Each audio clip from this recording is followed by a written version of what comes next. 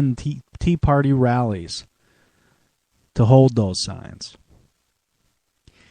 And all this time, in the destruction of our country, and the destruction of faith, and the destruction of family,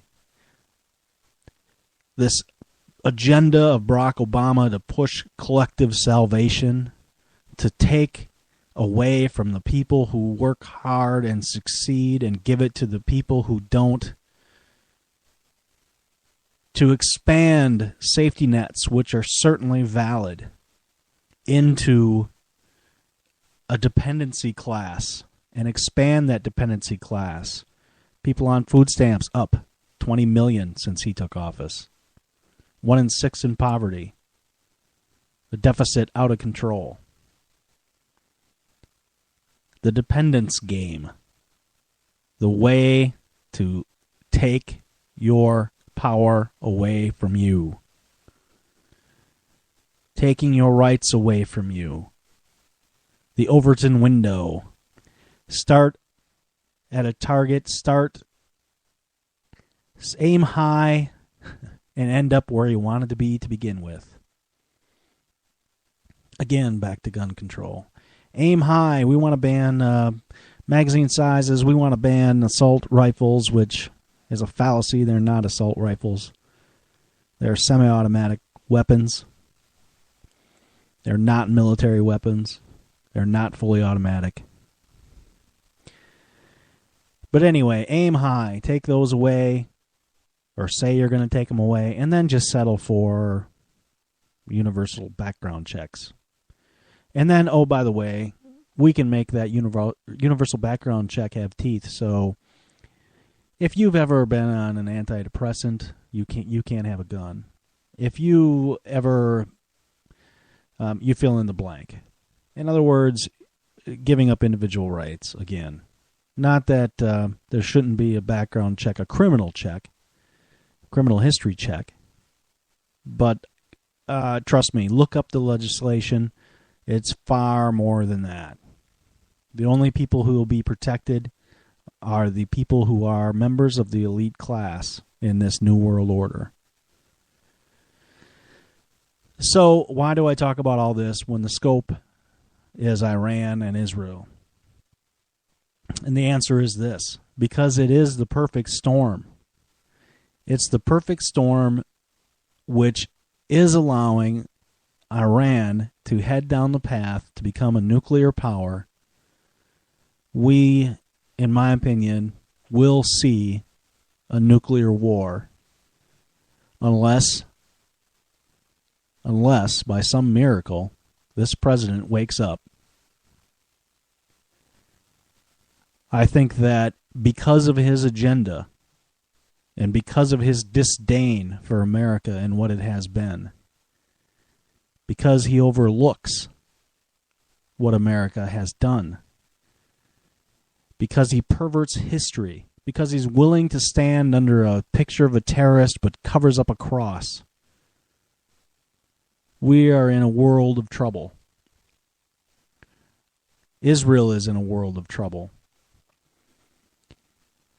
The only way that we can fight this is to wake up as a population and understand what this man is doing, the direction that this country is going in. If you don't think that this man is an elitist, this is a guy who takes the people's house away from them, yet takes $1 million golfing vacation with a man who is known to cheat with prostitutes on his wife. Aim high, Barack Obama. This is a man whose wife, Michelle Marie Antoinette Obama, basically flies you the finger of freedom as she takes her buddies on vacation to Spain, goes skiing with the girls. You know, they're entitled to vacations, but the extravagance is ridiculous. As our kids can't tour the White House, or possibly not have their Easter egg hunt, Biden spends $580,000+ on his trip, taxpayer dollars. The Obamas are off on frequent vacations of exorbitance. They're not going to the ranch in California or the ranch in Texas. They used to complain about Bush all the time and used to complain about Reagan all the time.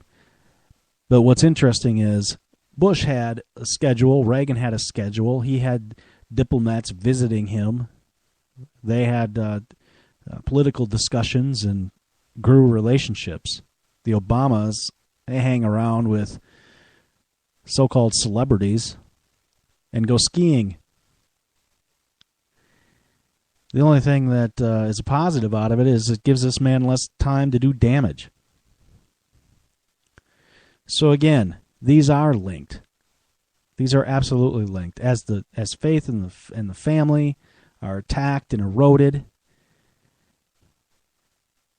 Israel is in big trouble, and our president is looking the other way.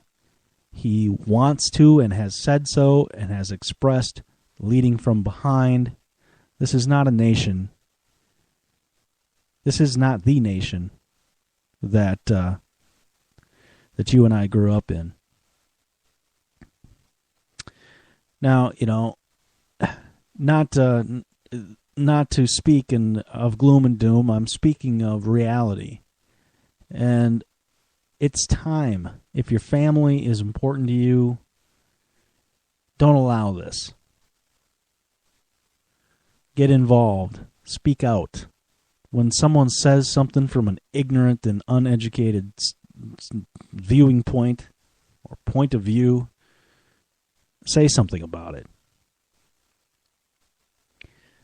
Call them on it. Not in an argumentative or rude way, but bring up a fact. Take 10 seconds. Bring up a fact. Do some reading. Do some researching. And understand what's really happening in the world and bring up those facts. We need to get people focused again and off of this narcissistic road trip or better yet, this narcissistic river ride down denial. So I'm going to leave you with this. The past few days, when I've been at that window upstairs, I've thought a bit of the shining city upon a hill. The phrase comes from John Winthrop, who wrote it to describe the America he imagined. What he imagined was important because he was an early pilgrim, an early freedom man. He journeyed here on what today we'd call a little wooden boat. And like the other pilgrims, he was looking for a home that would be free. I've spoken of the shining city all my political life, but I don't know if I ever quite communicated what I saw when I said it. But in my mind, it was a tall, proud city built on rocks stronger than oceans, windswept, God-blessed, and teeming with people of all kinds living in harmony and peace. A city with ports that hummed with commerce and creativity. And if there had to be city walls, the walls had doors, and the doors were open to anyone with the will and the heart to get here. That's how I saw it and see it still. And how stands the city on this winter night? More prosperous, more secure, and happier than it was 8 years ago. But more than that, after 200 years, 2 centuries, she still stands strong and true on the granite ridge, and her glow is held steady no matter what storm.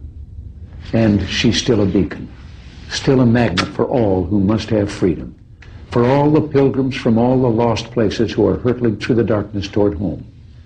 We've done our part, and as I walk off into the city streets, a final word to the men and women of the Reagan Revolution, the men and women across America who for 8 years did the work that brought America back.